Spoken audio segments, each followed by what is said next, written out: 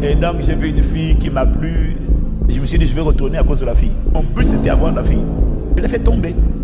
À 18 ans, on nous a menés dans des sectes. Ils ont détruit ma famille. Il ne fallait pas me parler de Dieu, il ne fallait pas me parler de prière, il ne fallait pas me parler. Ils ont détruit ma famille. Je me suis converti à 24 ans. Donc toi, tu t'es converti avant, profites-en. Et tu sais, les années passent tellement vite que ce n'est pas parce que le temps passe que tu avances. Il faut vraiment... On n'avance pas par hasard, on avance par intention, par détermination. Tu dois vraiment... Je dis ça parce que, tu vois, aujourd'hui, je sais, ça ne se voit pas. J'ai 53 ans.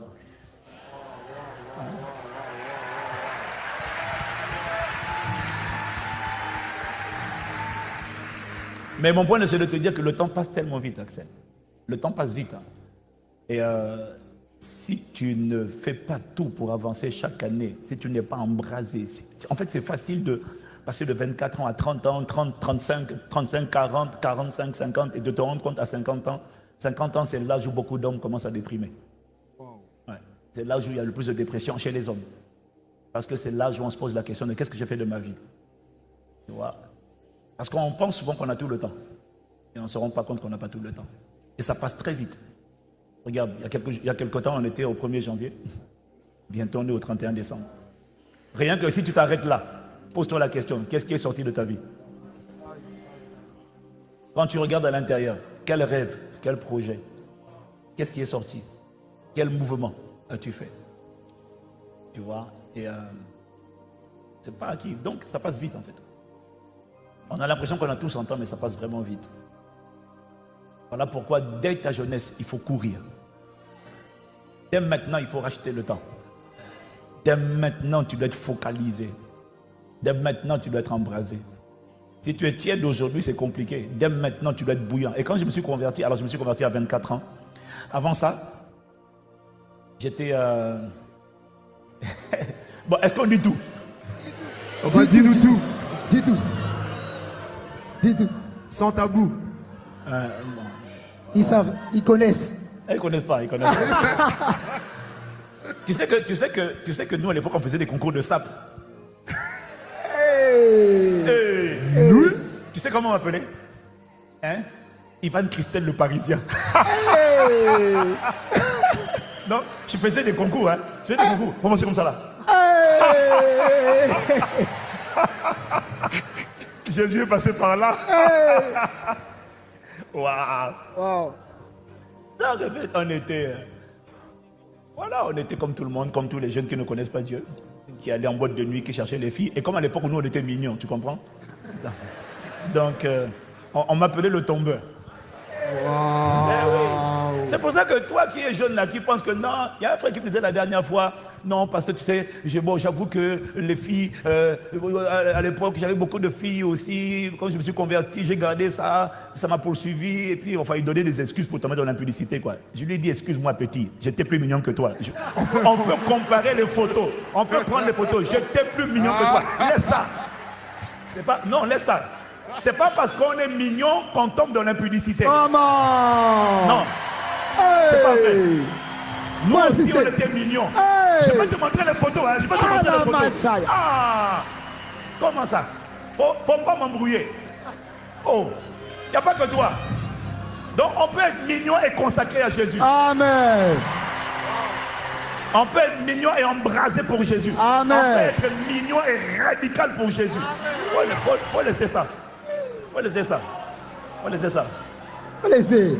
Ma femme, tu as vu ma femme? Hey.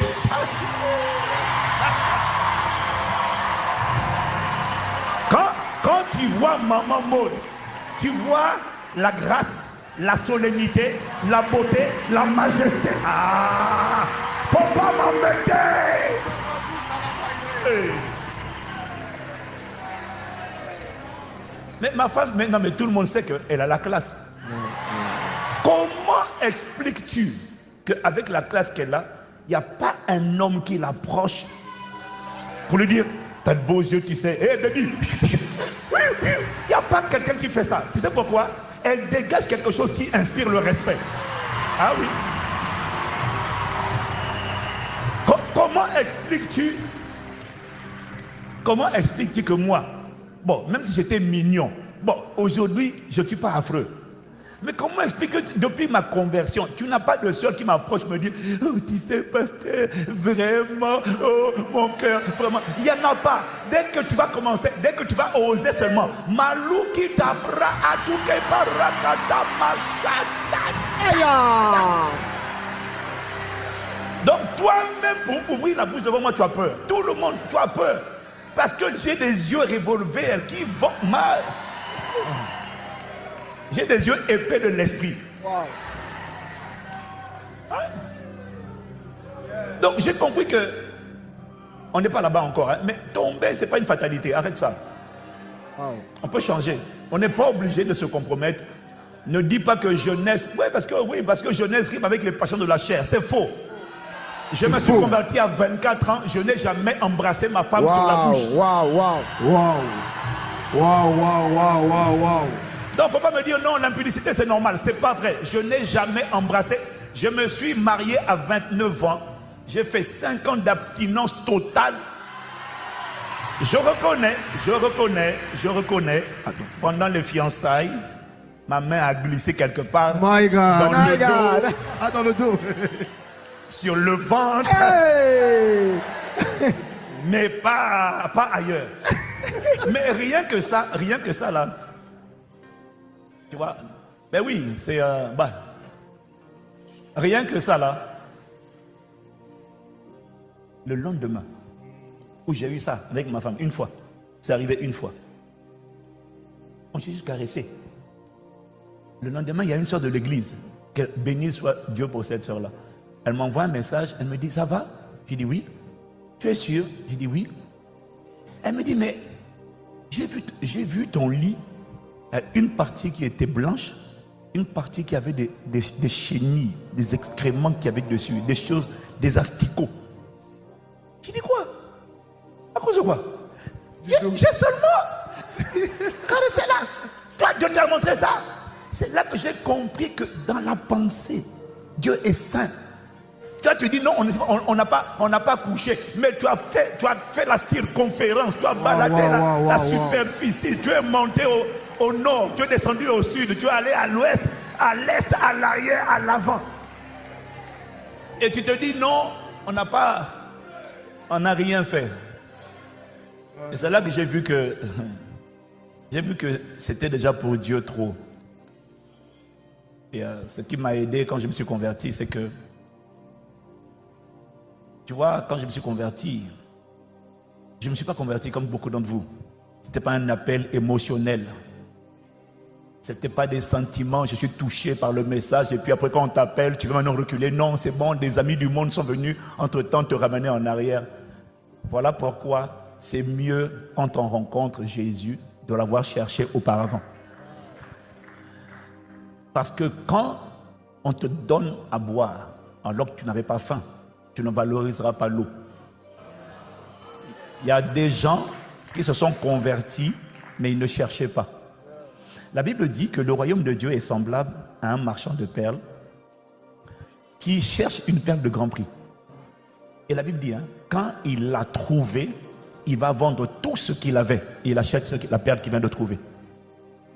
Le royaume de Dieu, c'est le Saint-Esprit. Donc tu vois, il y a des gens qui trouvent Dieu. Parmi nous, il y a deux sortes de cas de figure. Il y a des gens qui ont tâtonné, on tâtonne tous. Mais avant de chercher Dieu, il y en a qui posaient des questions. Il y en a qui étaient frustrés.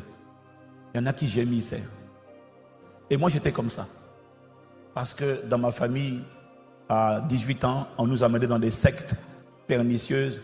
Ils ont donné à mon père des femmes. Ils ont détruit ma famille. Et là où on allait, on nous disait, aimez-vous les uns et les autres. On chantait des chansons. Mais en fait, ce n'était pas Dieu. Mais on ne savait pas que ce n'était pas Dieu. Parce qu'il y avait un problème de famille, il y avait des combats spirituels. La médecine ne pouvait rien faire. Alors on cherchait des remèdes. On nous a proposé d'aller dans cet endroit-là où on priait. On est parti là-bas. Ils ont démoli ma famille. Ils ont divisé mon père de ma mère. C'était un carnage. J'ai tellement haï Dieu et tout ce qui représentait Dieu que je me suis dit, si c'est ça Dieu, plus jamais je vais entendre parler de lui. plus jamais. Je ne veux pas entendre parler de Dieu. Fallait pas me parler de Dieu. Fallait pas me parler de Dieu. Fallait pas me parler de prière. Fallait pas me parler. Ils ont détruit ma famille. Et nous, on allait dans les lacs, on se lavait avec des trucs bizarres. On nous mettait des protections, tu vois, tout ça. Et quand je suis sorti de là, on a abandonné la foi. À l'époque, on était dans la religion universelle. Je ne cite pas le nom. Voilà, par respect. Et donc, on a abandonné, on a continué nos vies dans les boîtes de nuit et tout ça. Parce que Dieu ne m'intéressait plus. Mais, malheureusement, mon frère, j'ai un frère, dans ma famille, on est nombreux, qui continue de souffrir, tourmenté, harcelé, oppressé, brillant. Mais avant chaque examen, il fait un rêve qui va échouer. Dans le métro, il a envie de se suicider. Et il a des trucs bizarres. Et donc, le cas de mon frère me brisait tellement qu'à chaque fois, je disais, mais qu'est-ce qu'il a fait? Qu'est-ce qu'on a fait au bon Dieu? Pourquoi il souffre? Pourquoi ça? Et donc, c'était une frustration permanente. Donc, malgré tout, je me disais, si Dieu, tu existes un jour, il faudra que tu me répondes. Tu savez, le truc classique, quoi. Si Dieu existe, pourquoi la souffrance? Pourquoi? Et jusqu'en 2022, 23, non, pas 2022, à l'âge de 22 ans, 23 ans, 22 ans, j'ai un de mes frères donc, qui vient à Paris et qui m'annonce d'abord que lui, il a donné sa vie à Jésus, il est avec sa copine et qu'ils sont ensemble, mais ils n'ont plus de rapport. Et là, je dis à mon frère, hey, tu n'as plus de rapport. Et ça va sortir comment? Par les narines? Si tu ne fais pas de rapport, ça va sortir comment? Donc, je me moque de lui. Mais je vois quand même que le gars, il a changé. Je dis, ouais, il a quand même changé, hein. Et puis maintenant, il a rangé sa vie, il est simple, il est toujours excellent, mais vraiment maintenant, il y a... Et puis un jour, il vient à Paris, il me dit, tu ne connais pas une église? Et moi, j'ai étudié à Reims, en école de commerce. Et à Reims, j'avais une copine en classe d'école de la ville, qui elle aussi m'avait dit, une fois, j'ai accepté Jésus. Donc, je ne comprenais pas de quoi elle parlait. Donc, quand mon frère me dit, est-ce que tu ne connais pas une église où je peux aller? J'appelle la copine là qui était à l'école, je dis, est-ce que tu ne connais pas une église à Paris? Et c'est là qu'elle me dit, si, il y a une église. Et donc, moi, je vais dans cette église-là. Donc, j'arrive, j'écoute le pasteur qui prêche. Et puis le pasteur, la Bible dit. Je dis, ah, mon gars, laisse ça. On est en train de parler de quelque chose qui date d'il y a 2000 ans, mon gars. La Bible, là, c'est obsolète. Il faut laisser ça. Et j'ai aimé cette église. Pourquoi? Parce que j'ai vu une fille. Il y a quelqu'un qui est là comme ça. Mon type, on se reconnaît. Hey. On se reconnaît. Et donc, j'ai vu une fille qui m'a plu. Et je me suis dit, je vais retourner à cause de la fille. Parfois, les gens reviennent, toi, tu penses qu'ils reviennent parce qu'ils ont été touchés. Et j'ai dit, je vais revenir à cause de la fille. Et je suis revenu plusieurs fois. Et mon but, c'était avoir la fille. Bon, comme elle aussi, elle n'était pas affermie, je l'ai fait tomber. Ouais, je l'ai fait tomber. Et après ça, je suis reparti à mes études en dernière année d'école de commerce. Mais comme quoi, il faut toujours venir à l'église, hein, parce que, tu vois, j'ai couché avec cette fille-là, je suis reparti à mes études avec mes copines aussi, parce que j'avais mes autres copines. Oui. J'étais mignon, je t'ai dit, pardon. Quelle sincérité, vraiment, merci, quelle sincérité. Mais il m'arrivait quelque chose de bizarre. Chaque fois que j'avais des rapports avec ma copine à Reims, je me sentais comme sale, souillé. Mais ça ne m'a pas empêché de continuer pendant 6 mois quand même. Hein. Mais je me sentais bizarre. Je ne me sens pas propre. C'est bizarre. Et puis en même temps, dans cette période-là, j'en voulais quand même à Dieu. Ma famille a été détruite purée. Et pourquoi ma famille a été détruite? Mon père, que j'aimais, mon père a toujours été exemplaire jusqu'à ce qu'il soit exposé à ces bandits de sectaires, de faux prophètes. Ils l'ont dépouillé, ils l'ont détruit. Et bref, un jour, donc c'est là que, à 24 ans, donc quand j'ai fini l'école de commerce, je reviens à Paris, et mon frère revient à Paris, et il me dit, est-ce qu'on peut repartir dans ton église? Mais il était combattu, mon frère. Donc, c'est quand on repart à son église, à cette église-là, qui parle à la femme du pasteur. Et la femme du pasteur dit, je vais prier pour toi. Elle lui donne rendez-vous. Et ce qui m'a converti, moi, vous savez, moi j'ai fait un bac C. Vous appelez ça aujourd'hui S. Un doc de mathématiques, un DUT de gestion des entreprises et des administrations. et une école supérieure de commerce. Donc j'avais papier. J'étais cartésien. Hein? Je ne croyais pas à vos histoires de Dieu là, je ne crois pas à ça. Je suis mathématicien moi, très bon. J'étais premier de la ville de Pointe-Noire au bac blanc. Non, c'est pas parce qu'on est pasteur qu'on est toto, pardon. Alléluia. Voilà, faut pas nous embrouiller. On n'est pas pasteur parce qu'on a échoué dans la vie, hein? C'est pas vrai. Et donc, ce qui m'a touché, c'est cette femme. J'ai accompagné mon frère à l'endroit où la femme allait prier pour lui parce que j'avais vu ce que ça avait donné dans les sectes et je voulais surveiller ce qui allait se passer. Alors ce qui m'a transformé moi, c'est que c'est pas la louange, c'est pas l'adoration, c'est pas la prédication. C'est quand elle a prié pour lui. J'ai vu un petit bout de femme, toute mince, prier pour mon frère qui est grand et dire au nom de Jésus, sors. Et puis là, pour la première fois de ma vie, j'entends non. Bien. J'ai dit c'est quoi ça? on est en 1995. Et puis elle dit, Jésus l'a racheté. Il dit non. Il dit le sang de Jésus. Et puis il commence à crier, non, pas le sang. Je venais d'être diplômé. Et je vois cette scène en face de moi. Et j'ai pendant au moins 1 heure des cris de la bouche de mon frère face à une femme qui est en train de prier pour lui. Je me dis, attendez, 2 choses l'une. Soit c'est la femme qui a quelque chose, soit c'est le nom qu'elle appelle qui a quelque chose. Mais comme j'étais en train d'assister à la scène, j'ai dit, mais c'est pas la femme. Parce qu'il ne réagit pas à la femme, il réagit au nom. Il dit, non, pas Jésus, pas Jésus, pas Jésus. Je dis, hein? Et puis là, je rentre à l'intérieur dans une introspection. Je dis, quoi? Le nom là peut faire ça? Au XXe siècle, ce nom peut faire ça sur quelqu'un? Wow. Et puis donc, je vais dans un raisonnement. Mais si c'est vrai, mais ça veut dire que le nom de Jésus existe. Mais donc il n'est pas mort. Mais donc il n'est pas une religion. Le nom peut faire ça. J'ai dit, mais non. Et c'est là que j'ai dit, mais on dirait que tu existes. On dirait que tu existes. Et puis là, maintenant, brusquement, je me souviens des 3 avortements que j'ai fait faire. Et je prends soudainement conscience que, et quand je dis, mais Jésus existe, soudainement, il y a une conscience du péché. Je suis conscient que je suis quelqu'un de sale.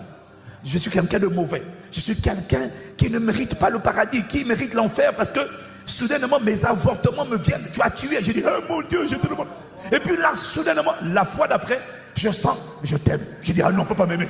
Et là, j'ai pleuré. On ne peut pas m'aimer, on ne peut pas m'aimer, mais tu ne peux pas m'aimer. Mais je suis sale. Il dit, je t'aime. J'ai dit, oh non. Je me suis mis à genoux, j'ai pleuré. J'ai dit, non.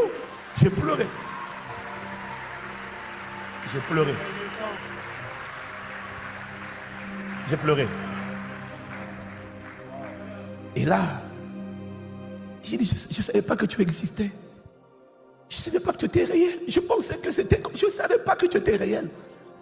Et j'ai senti un amour qui m'a foudroyé. Ce jour-là, quand je me suis tenu debout, je n'ai plus jamais été la même personne. Plus jamais. Il y a eu des combats, oui. Mais à cause de ce que je l'ai rencontré, enfin, c'est pas que je l'ai rencontré, en fait, j'ai eu sa révélation. Et puis j'ai commencé à voir. Et puis ce jour-là, j'ai appelé ma copine. Ma copine avait fait Miss France. Non, juste pour que tu saches, hein. Non, faut pas. Miss France 91 et 92. Elle a fait partie de Miss France. Elle a été sélectionnée dans une région de France. 91 et 92. Je l'ai appelé. J'ai dit, je suis allé à la cabine téléphonique. À l'époque, il y avait les cabines. Bienvenue dans le futur, dans le passé. Et je l'ai appelé. Je lui ai dit, tu sais, je vais nous rencontrer Jésus. Elle me dit, quoi? Je vais nous rencontrer Jésus. C'est quoi cette histoire? C'est pas grave. À partir d'aujourd'hui, on ne fait plus de rapport. Si tu veux qu'on reste ensemble, il n'y a pas de problème. Mais on ne couche plus. Mais Ivan, c'est quoi cette histoire? Mais qu'est-ce qui t'est arrivé? On t'a fait un lavage de cerveau. J'ai dit, non, j'ai rencontré Jésus. Elle me dit, mais non, c'est des conneries et tout ça là. Écoute, je te laisse le choix. Tu choisis, c'est Jésus ou moi. J'ai dit, quoi? Je viens de voir les démons chassés. Je viens de voir la puissance du nom de Jésus. Quelle audace. Et tu me demandes de choisir entre toi, créature, et lui, le Créateur béni éternellement. Hey! Quelle audace. J'ai dit, mais... Donc, elle m'a laissé. Ce jour-là, elle m'a plaqué. J'ai eu mal. J'ai eu mal. J'ai pleuré. Je suis resté avec Jésus. Waouh. Et c'est là que ma vie chrétienne a commencé.